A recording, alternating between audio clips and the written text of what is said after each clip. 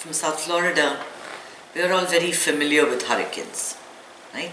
We live with hurricanes for about 6 months of the year.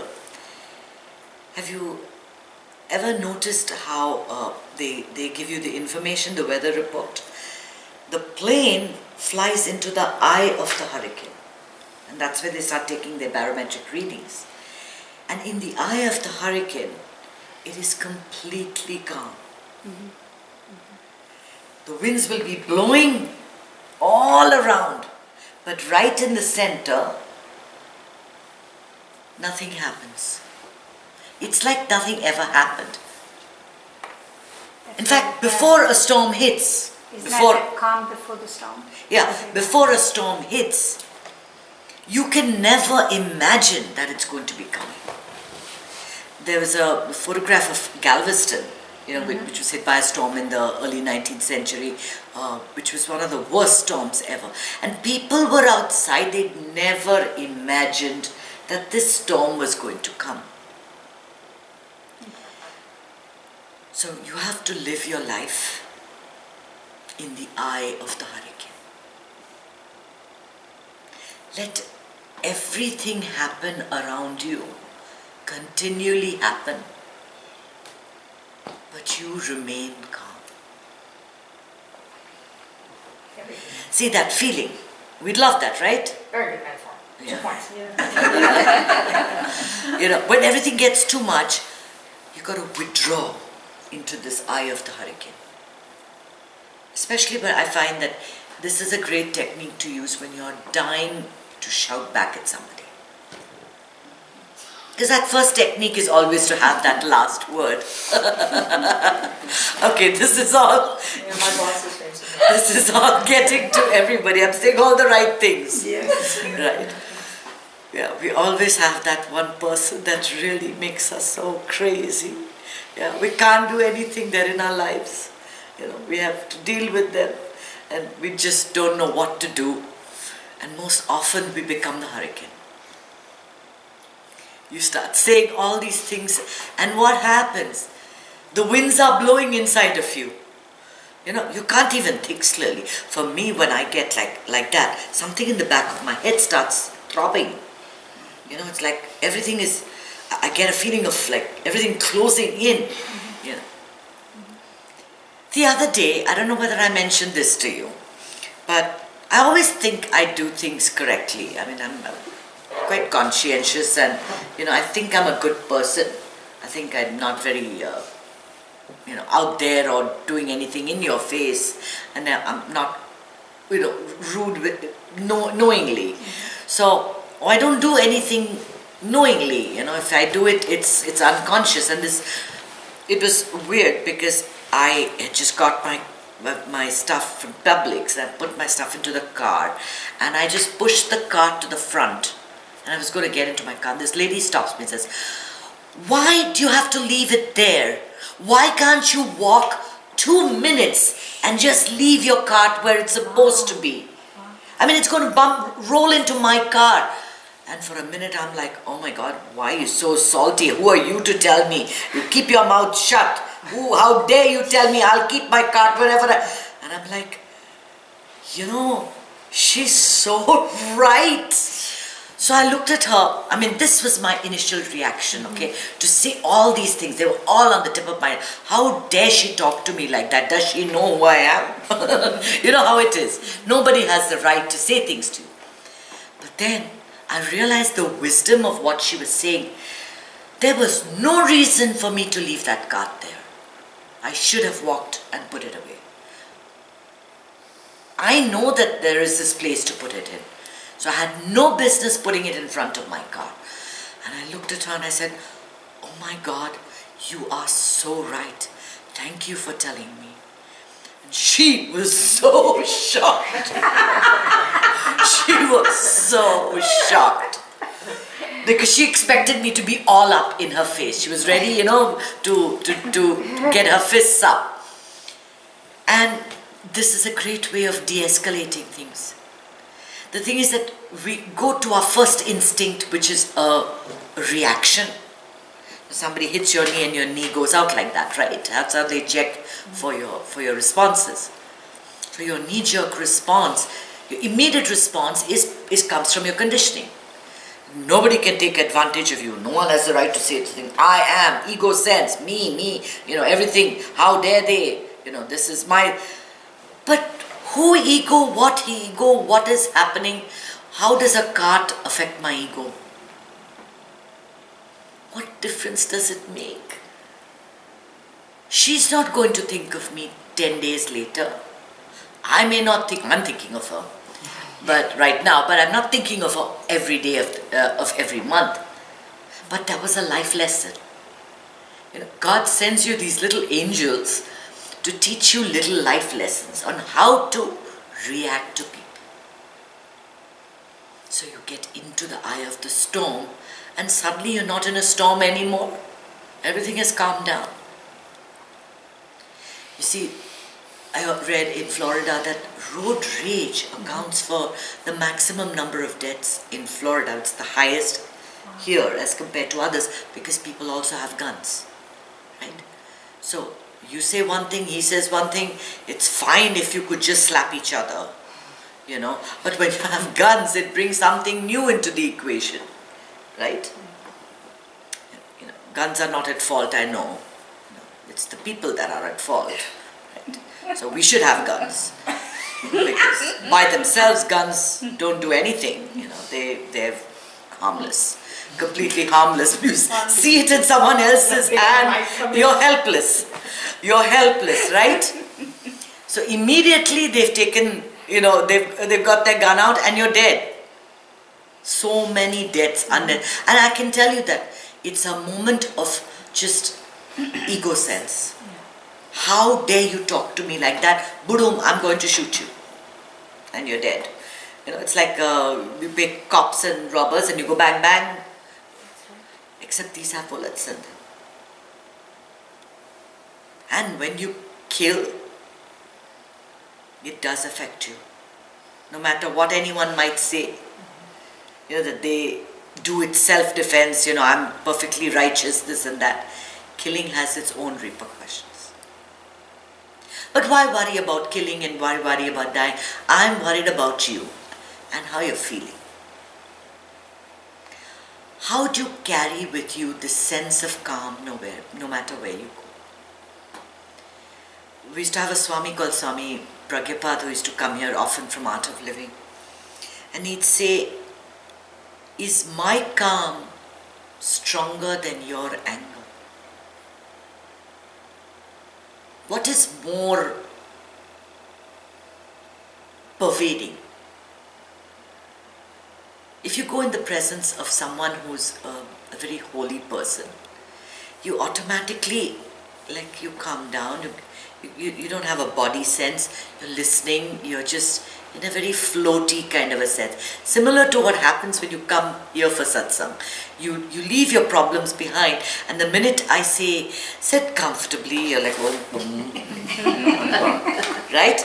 It's that very comfortable, floaty sense. The sense of calm has overtaken you, right? But when you're in the company of a very angry person, of a very worked up person, you tend to also become like that. You tend to say things which you might not have said otherwise. Right? We all have attitudes. We all have things, things hidden within our subconscious, and others bring out the best or the worst in you. So one thing that you have to always think is, who are you surrounding yourself with? What is the kind of people that you're hanging out with? Right? It's important. And the second is that, is your calmness stronger than the other person's negativity? What is the stronger feeling? That emotions are just like waves in consciousness. You might think, I'm angry, I'm sad, I'm anxious, what is happening is that this is moving out of you in a wave. it affects everything around you and inside of you. So I always tell pregnant women, listen to calm music, don't watch violent movies, do gentle things. Why? The vibrations go within you and outside of you. So you have to be completely in control of what you're sending out, what you're giving out. Can we ever be like that? That's the whole point, right? End of the day, you're exhausted, someone's saying something, suddenly you find yourself talking negative, you're saying things you shouldn't have, you hurt someone unwittingly, many things happen. But that is the reason we meditate. Because you know that it is possible to do nothing. What do you do when you meditate? You do nothing. You sit and do nothing. And that is perhaps going to be your biggest life lesson if you ever understand it. That you can be in a very stressful situation and do nothing. Say nothing, be nothing. That urge to move is there, right? When you want something is tickling you, but you resist that urge and you stay. And that is your life lesson.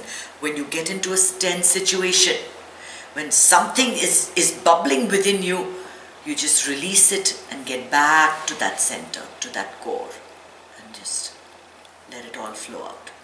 And within you, everything is calm. Everything is silent. It's like getting into the bottom of an ocean. Just sink to the bottom. Some stuff is happening on the surface, but it doesn't bother you.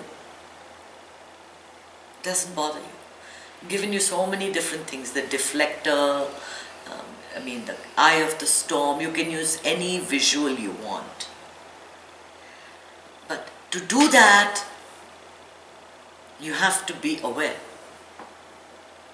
Because before you know it, you're already saying these things. You're already reacting. You're already given into the negative. That negative pull is very, very strong. It's very, very strong because the ego wants you to be in its power. To let that go and say, I don't need that last word. I don't need to win this argument.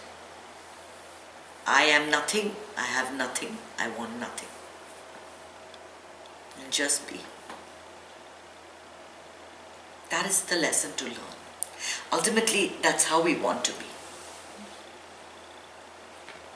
But it doesn't mean that you take every situation very calmly and sit quietly and say nothing.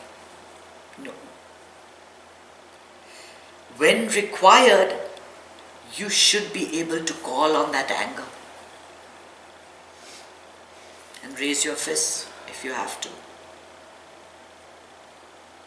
If somebody is beating you, you're being abused, you're being treated unfairly, unjustly, you have to raise your voice and say no. Meditation doesn't mean that you can be slapped around and that you're just this, people think that those who meditate have got no juice to them. They're just inactive, uninteresting, out there people. No, meditation makes you so much more active. You say the right things at the right time. Isn't that much more useful than just shooting your mouth off whenever you want to? You know when to talk and you know when to keep quiet. Always let your anger act as a release valve. Sometimes you need it. Sometimes you need to blow up. When your kids have pushed you to the limit, you need to You need to release that exhaust valve or whatever the release valve, whatever they call it. But that's done and it's done. Don't hold on to anger. It comes up, bubbles up, released, done. Then you're back. You're back. You're angry with one thing. People say that when Guruji is in the ashram, they have seen him shout. But he'll shout at that person and then get back to everything. As if he never said it a minute ago. That anger has come up and gone, dissipated, gone, away, away, away. So it's not that he's angry and he's depressed and annoyed with everyone for the rest of the day, the way we are, right? So the minute something upsets you, you can't deal with the rest of the day.